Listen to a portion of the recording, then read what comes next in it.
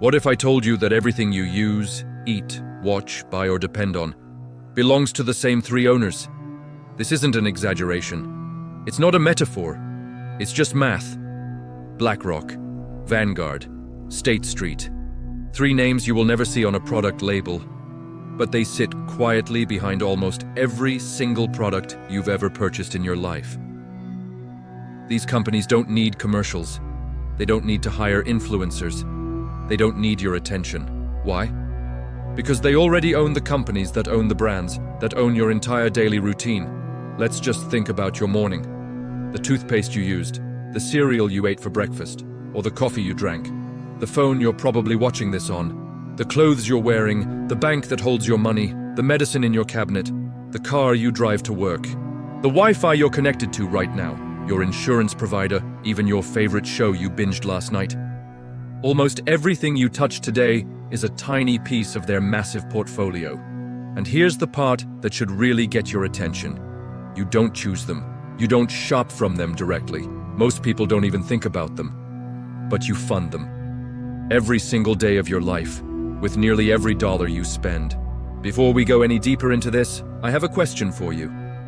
Where are you watching this from? Drop your country or city in the comments. Because this isn't just an American issue. This ownership system is global, and it affects billions of people. Subscribe to this channel for the unfiltered truth, because I promise you, after this video, you will never look at a brand the same way again. To understand how they ended up buying your life, you first need to understand how they bought the world. Let's rewind to the 1980s. This was the era of the rise of the mega investor. Wall Street had a revolutionary discovery. It's far more profitable to own companies than it is to compete with them. Think about that. Instead of building better products, they started building massive funds. Funds that bought up companies by the hundreds across every industry imaginable. Suddenly, companies that were supposed to be fierce competitors, like Coke and Pepsi, or Apple and Microsoft, started sharing the exact same top shareholders. Doesn't that sound a little strange? It's like discovering that every single restaurant in your city, from the fancy Italian place to the corner taco stand, is secretly owned by the same person. You walk down the street thinking you have all these choices, all this variety, but you don't. Your choice is an illusion. Now let's talk about the big players. First up, BlackRock, the invisible giant. As of today, BlackRock has over $10 trillion in assets under management. That's a number so large it's hard to even comprehend. To put it in perspective, it's more than the entire gross domestic product of every country on Earth, except for the United States and China. BlackRock holds major stakes in practically every significant company you can name. Apple, Microsoft, Amazon, Google, Meta, which owns Facebook and Instagram, Pfizer, Coca-Cola, McDonald's, Netflix. If you can see a logo, there is a very high chance BlackRock is a major shareholder behind it, quietly pulling the strings. Next, we have Vanguard, the quiet kingmaker. Vanguard might be the most silent, yet arguably the most powerful of the three. They operate differently, with a unique structure that makes them a powerhouse. But here's where it gets really interesting. Vanguard owns a huge portion of BlackRock, and guess who owns a huge portion of Vanguard? You guessed it, BlackRock. They are each other's biggest shareholders. It's a perfect, self-contained circle of ownership. They are both competitors and partners, reinforcing each other's power in a way that's almost impossible for anyone else to challenge. And finally, we have State Street, the third pillar of this trio. State Street controls over $4 trillion in assets. They specialize in managing money for massive institutions, like pension funds, and are a key player in the world of exchange-traded funds, or ETFs. Together, these three, BlackRock, Vanguard, and State Street, form what I call the ownership loop, a closed system of immense wealth and control. But here is the final trick, the master illusion that keeps us all from seeing what's really going on. Fake competition. Walk down any aisle in your local supermarket.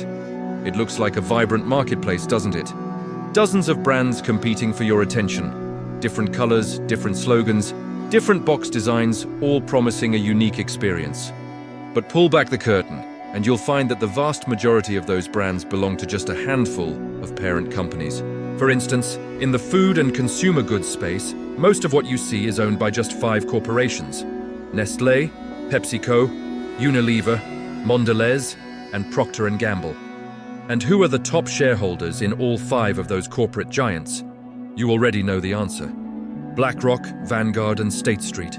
One financial triangle controlling an almost infinite web of products, creating the illusion of choice while eliminating any real competition. Here's the part that no one ever shows you. The part that connects all of this directly back to you. Your paycheck, your rent or mortgage payment, your car loan, your streaming subscriptions, the food you buy, the entertainment you consume, almost all of it flows back into this same ownership triangle. Let's follow the money. When you buy shampoo from a brand owned by Procter & Gamble, a portion of that money goes up the chain to its shareholders. When you pay your rent to a large property management company, guess who often finances or owns a piece of that company? The big 3. When you swipe your credit card, a tiny fraction of that transaction fee eventually finds its way to the financial giants who own the banks and payment processors. When you invest in your own retirement through a 401k or an IRA, chances are your money is being managed by one of these firms who then use it to buy more shares in the very companies you buy from. It's a perfect, self-reinforcing loop. When you watch a show on Netflix, they earn. When you order a Big Mac from McDonald's, they earn. When you post a photo on Instagram, they earn. You are funding the system at every single turn, whether you realize it or not. There is a real document. It's public, it's legal, but it's buried in plain sight in dense financial filings. That proves exactly how these 3 companies own shares of each other and own shares of the parent companies that own the brands that own your life. It's not a conspiracy theory, it's a documented financial strategy. And the name of that document, you won't believe it. But that's a story for our next video. We're going to dissect these filings and show you the proof, line by line. The first step is awareness.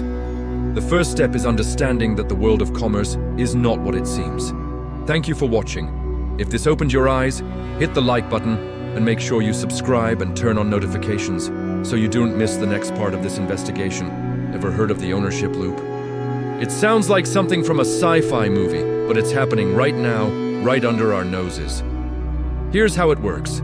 BlackRock owns a piece of Vanguard. Vanguard owns a piece of BlackRock.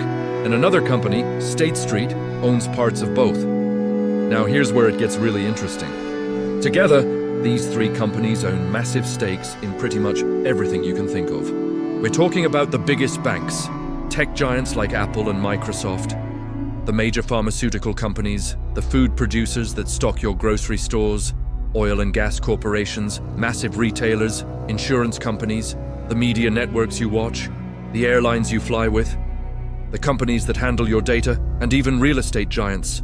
It's a triangle of ownership with a reach that extends into almost every corner of our lives. 3 companies, 1 loop, total control. You might be thinking, what does this have to do with me? Well, you're actually funding this entire system without even realizing it. Think about your monthly expenses.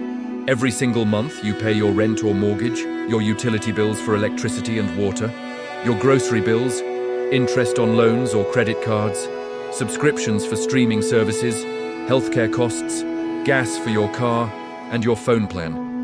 Almost every one of these payments flows to companies that are, in some significant way, owned by this trio: BlackRock, Vanguard, and State Street. And what do those companies do with their profits? They send a portion of them back up the chain to their largest shareholders. It's a closed circuit, and our daily lives are powering it.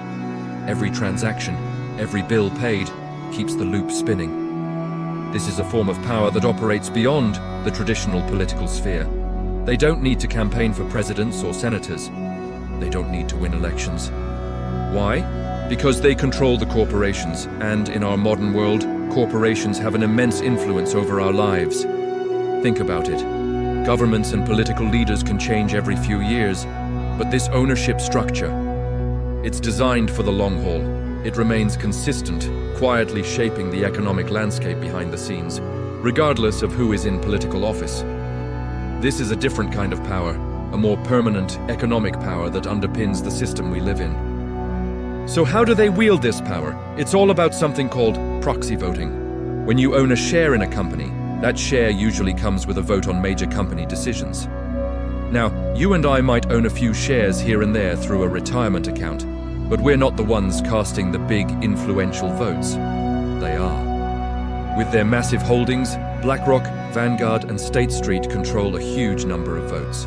They use this power to influence who gets appointed as CEO, which companies get merged or acquired, what direction the media takes, how supply chains are structured, what labor policies are adopted, and what products end up on the shelves. We, the consumers, just see the final product. We consume what's offered, but they're the ones behind the curtain, controlling the company's direction from the very top. Now, you might think you can escape this by making conscious choices. You decide to buy an alternative brand to support a smaller company. But let's look closer. You switch to a different brand of cereal, but when you trace the ownership, you find it leads back to a parent company owned by the same big three. You decide to change banks, only to discover your new bank also has them as major shareholders. You pick a different smartphone, fly a different airline, shop at a different clothing store, or subscribe to a new streaming service. Time and time again, if you dig deep enough, you'll find that no matter which direction you run, you often end up right back inside that same ownership triangle. The illusion of choice is powerful, making us feel like we're in control. But the underlying structure remains the same. The choice between two brands is often just a choice between two doors that lead to the same room. So what's the end result of all this? Your money circulates through the economy, but a significant portion of the profits always flows back to the same place, concentrating wealth and power. They don't need to control nations in a direct, old-fashioned way. They control the companies. And by controlling the companies, they have a hand in shaping what you buy, what you eat, the news and entertainment you see, where you can afford to live, how you communicate, how you work, and how you travel. This is what power looks like in the 21st century. It's not just about Wall Street buying stocks. It's about an entire system that has effectively bought into our lifestyles. Our choices, our habits, our spending, our debts, and our entire economic environment are all influenced by this loop. Every dollar you spend, every bill you pay, funnels upward into the same three entities. It doesn't matter who wins the next election. It doesn't matter which brand you choose at the supermarket. And it doesn't matter what your political beliefs are, because this ownership loop operates on a level above all of that.